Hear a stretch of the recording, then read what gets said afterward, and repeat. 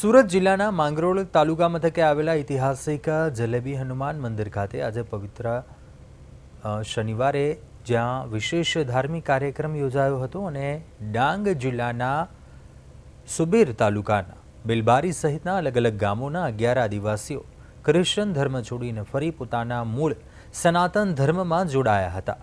મંદિરના ગર્ભગૃહમાં બ્રાહ્મણો દ્વારા સંપૂર્ણ વિધિ વિધાન સાથે પૂજા અર્ચના કરાવીને બાળકો, મહિલાઓ અને યુવાનોને સનાતન ધર્મનો ખેસ અને હનુમાનજીનું પવિત્ર લોકેટ પહેરાવી સનાતન ધર્મમાં આવકારવામાં આવ્યા હતા। અગાઉ પણ આ રીતે 44 આદિવાસીઓની ઘર વાપસી થઈ ચૂકી છે। અસરગ્રસ્તો અને હિન્દુ આદિવાસી આગેવાનોના જણાવ્યા પ્રમાણે અગાઉ મિશનરીઓ દ્વારા શિક્ષણ, મફત સારવાર, રોજગાર, બીમારી દૂર કરવાની લોભ લાલચ આપી ભોળા આદિવાસીઓનું ધર્માંતરણ કરાવાયું હતું। જોકે લાંબો સમય વીતવા છતાં પરિસ્થિતિ ન સુધરતા આ પરિવારોએ સ્વેચ્છાએ પોતાના મૂળ ધર્મમાં પાછા ફરવાનો નિર્ણય કર્યો હતો। હિન્દુ સંગઠનો દ્વારા આ પ્રકારની પ્રવૃત્તિઓ સામે કડક કાયદાકીય કાર્યવાહીની માંગ પણ કરી છે। બેલબારી ગામનો છે અને તાલુકા સોબીર।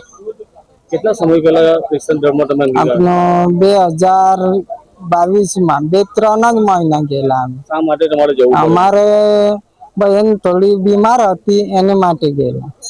અચ્છા, બેન સારી થઈ જશે? હા, એમ માટે। પછી કઈ થયું નહીં? કઈ નથી। ફરી પાછા આવ્યા? ફરી પાછા અમે હિન્દુઝમાં વર્ષ પહેલા ખ્રિસ્તન ધર્મમાં ગયેલો અને એમાં કઈ સુખ શાંતિ મળી ને એટલે આપણું પાછો તમે જ્યારે જોડાયેલા ત્યારે તમને શું કહેવામાં આવતું હતું? કઈ નહીં, આમાં સારું થઈ જાય પણ કઈ સારું થયું નથી। જે આપણો ધર્મ છે તે બાપ દાદાનો વાઘદેવ નાગદેવ પૂજતા એમાં જ સુખ શાંતિ છે અમારો બજરંગબલીને। એટલે ફરી પાછા સનાતન ધર્મમાં? હા, ફરી કેટલા લોકો પાછા જોડાયા? હમણાં તો 20-25 લોકો જોડાયા અમે શ્રી જલેબી હનુમાનજીના પવિત્ર ભૂમિ પર સુબીર તાલુકાના 10 લોકોને પુનઃ ગુલામોની ગુલામીમાંથી સ્વતંત્ર મેળવી, આઝાદી મેળવી મુક્ત થયા છે અને પોતાના પૂર્વજોથી ચાલી આવેલી પરંપરા સંસ્કૃતિ પાળવા માટે ફરી પાછા પોતાની મૂળ સંસ્કૃતિમાં જોડાયા છે।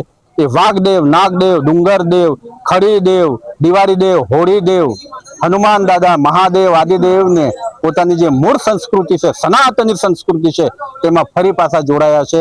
તો આ બધાને હનુમાન દાદા શક્તિ પ્રદાન કરે કે પોતાનો જે પરંપરા, આદિવાસી સંસ્કૃતિ છે, પરંપરા છે, જેવી રીતે એમના મંદિરમાં આજે ખ્રિસ્તી ધર્મનો જે પ્રજા હતા એમાંથી જે લોકો હિન્દુ ધર્મમાં આવ્યા છે આજે એ લોકોનું સ્વાગત કરવા માટે પૂજા પાઠ લોકોનું આજે અમે હિન્દુ ધર્મની અંદર પ્રવેશ કરાવ્યો છે। જે બદલ તે લોકોને દરેકને અભિનંદન આપવામાં આવે છે। કેટલા લોકો આજે લગભગ 25 લોકો છે ત્યાં આજે હિન્દુ ધર્મનો સ્વીકાર કઈ નથી થયું તો ફરી પાછા તમે આવ્યા છો?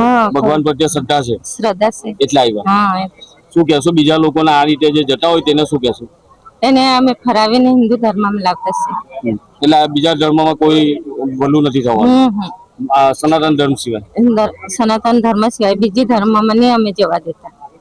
બધા લોકોને આપણા સનાતન ધર્મમાં લાવતા છે।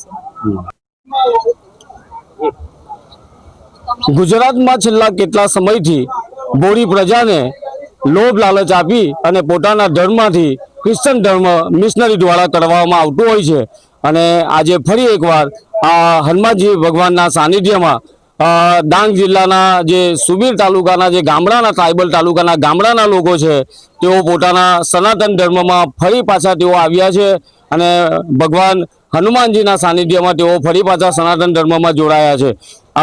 જે લોકો ક્રિશ્ચન મિશનરી દ્વારા તેઓને જે લાલચ આપવામાં આવતી હતી તેઓને પોતાના જે આપણે અનુભવ વિશે જો પૂછીએ તો તેઓએ કહ્યું છે કે કોઈની બેન બીમાર હતી અને તે સારી થઈ જશે તેવી લાલચ આપવામાં આવી હતી અને જેઓ ત્યાં ગયા તેઓની બેન તો બીમાર બેન હતી તે સારી નથી થઈ।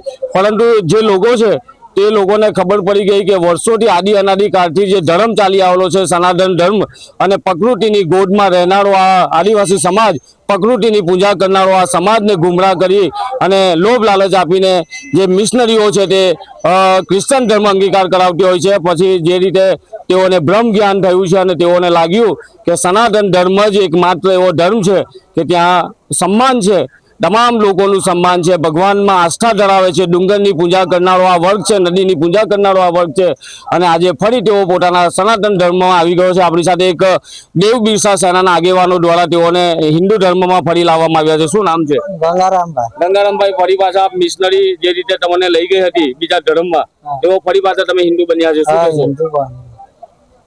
શું કહેશો તમે? આપનું એ છોડીને આપનું જે બાપ દાદાનો ધર્મ હતો આજ ધર્મ ચાલે છે.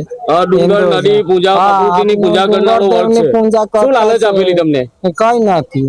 તમને શું લાલચ આપી? કઈ આપેલું નથી. એ બીમાર હતી ભાઈ એને માટે અમે ગયેલા. એટલે બેન હતી એટલે સારી થઈ જશે. હા, સારી થઈ બેન નથી. એટલે ફરી પાછા તમે આવ્યા કે આ લોકો બધું ખોટી વાતો કરે છે. એટલે ફરી